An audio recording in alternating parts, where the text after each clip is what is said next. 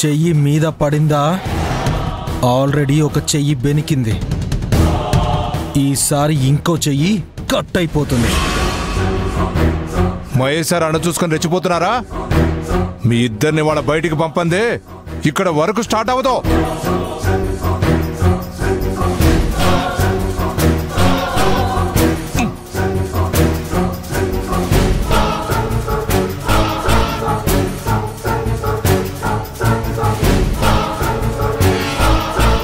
Mitra madam, మీరు మహేష్ గారు వెంటనే ప్రొడక్షన్ ఏరియాకి రావాలి. అలా రాకపోతే ఈ రోజు ప్రొడక్షన్ యూనిట్లో ఎక్కడ పనులు అక్కడ ఆగిపోతాయి.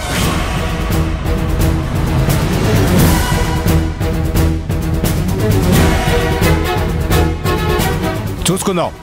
మీరా నేననేది ఈరోజు చూసుకుందాం. కరుణాకర్,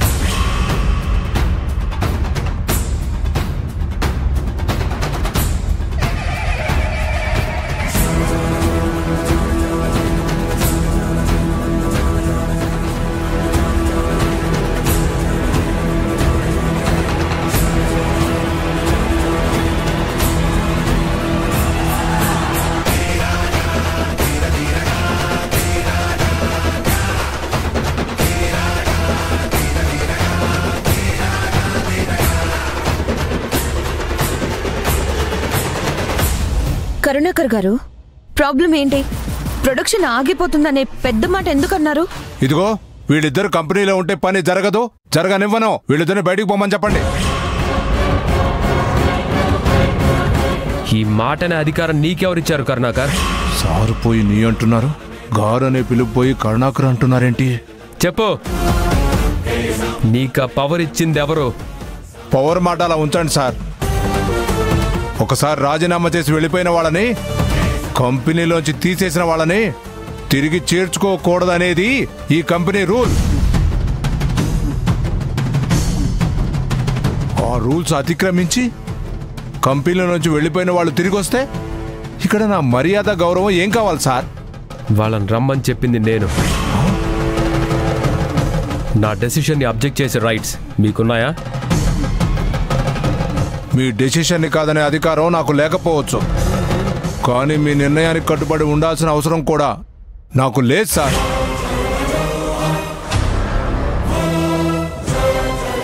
ముందుగా మీరు అది తెలుసుకోవాలి సార్.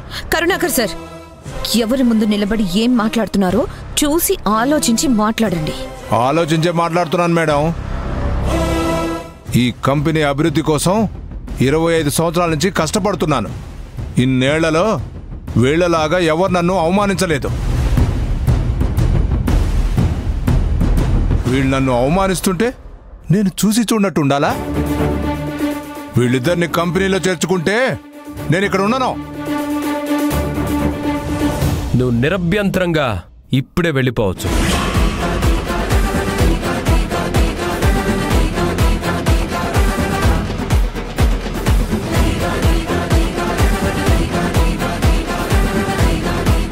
అశ్విన్ ఆనందిని బయటికి పంపిస్తేనే నేను ఈ జాబ్లో కంటిన్యూ అవుతానని నువ్వు డిమాండ్ చేస్తే ఈ కంపెనీలో నుంచి నువ్వు ఎటువంటి అభ్యంతరం లేకుండా బయటికి వెళ్ళిపోవచ్చు.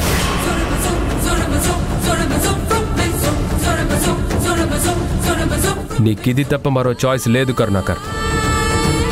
మహేష్, ఏం నువ్వు అంటున్నది? అది కాదు మహేష్, కరుణాకర్ గారు మన కంపెనీలో... నాకన్నీ తెలుసు మిత్ర. అశ్విన్ ఆనందీలు ఈ కంపెనీలో జాయిన్ అవ్వడానికి వీల్లేదు అనేదాకా ఈ కరుణాకర్ వెళ్తే అసలు ఈ కరుణాకరే ఈ కంపెనీ నుంచి బయటికి వెళ్లాలనే నిర్ణయం నేను తీసుకుంటాను. తీసుకోండి సార్, తప్పకుండా తీసుకోండి. మీరు వెళ్ళిపోమంటే నేను వెళ్ళాను సార్. నేను ఈ కంపెనీలో ఉండాలా వద్దనేది నిర్ణయించాల్సింది మీరు కాదు సార్. రాజశేఖర్ సార్ మాత్రమే ఈ నిర్ణయం తీసుకోవాలి. అంటే ఈ కంపెనీ చైర్మన్ గారు నిర్ణయించాలి, మీరు కానే కాదు సార్. కరుణాకర్ సార్, ఒక చిన్న ఇష్యూని ఇంత పెద్దది చేస్తారు ఎందుకు? మీరు కాస్త సైలెంట్గా ఉండండి ప్లీజ్. అంకుల్ ఇంపార్టెంట్ మీటింగ్ ఉందని ఢిల్లీ వెళ్లారు. ఆయన వచ్చాక దీని గురించి ఆలోచిద్దాం. అప్పటి వరకు ఆగడం కుదరదంటే కుదరదు మేడం. చెప్పా కదా, ఈ కంపెనీలో నేనైనా ఉండాలి లేక వీళ్ళైనా ఉండాలి. ఎవరు ఉండాలనేది తేలే వరకు జరగదు. అంకుల్ ఊళ్ళో లేరని చెప్తున్నాను కదా. ఆ సార్ లేకపోతే ఏంటి మేడం? సార్ లేని సమయాల్లో ఇలాంటి ఎన్నో విషయాల్లో ఆపద్ధర్మ నిర్ణయాలు బోర్డ్ ఆఫ్ డైరెక్టర్స్ తీసుకున్నారు. ఆ బోర్డ్ ఆఫ్ డైరెక్టర్స్ లో రాజశేఖర్ సార్తో ఈక్వల్ పర్సన్ ఒకరున్నారు. ఆ సారు గారి భార్య శ్రీమతి పార్వతీదేవి గారు.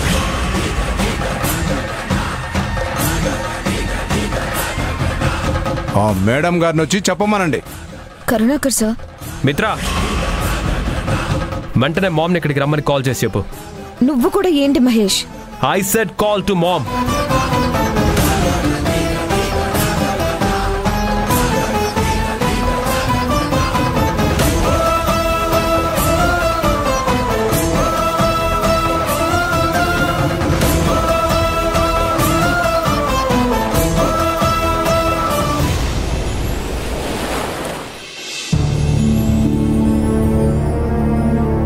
అయ్యా, భోజనానికి టైం అయింది, రా.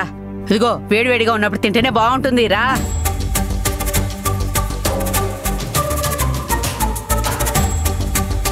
ఏమైందయ్యా? రాత్రి ఆ బుడబుక్కలాయని చెప్పిన దాని గురించి ఆలోచిస్తున్నావు కదయ్యా? అవును ముత్యాలు, 48 రోజుల లోపల పెళ్లి జరగకపోతే ఏవో అవమానాలు అపనిందలు ఎదురవుతాయని చెప్పాడు కదా. తర్వాత మిమ్మల్ని పడుకోమని చెప్పాను. నేను పడుకున్నాను, కానీ ఏంటో అసలు నిద్రే పట్టలేదు. మనసంతా ఏదో గుబులుగా ఉంది. నాకు అది విన్న నిమిషంలో చాలా భయం వేసింది. కానీ బాగా ఆలోచించాక ఆ మాటలు పట్టించుకోవడం అవసరమా అనిపించింది. ఏవయ్యా, ఆ బుడబుక్కలేని చెప్తే అది అలాగే జరుగుతుందా ఏంటి? ఒక పక్క మంచి కాలం వస్తుందని చెప్తూ గడువులోగా పెళ్లి చేయకపోతే కొంపలు అంటుకుపోతే అని తని చెప్తున్నాడు. అలా 2 నాలుకల దూరంలో చెప్తే ఎలా నమ్మగలవయ్యా?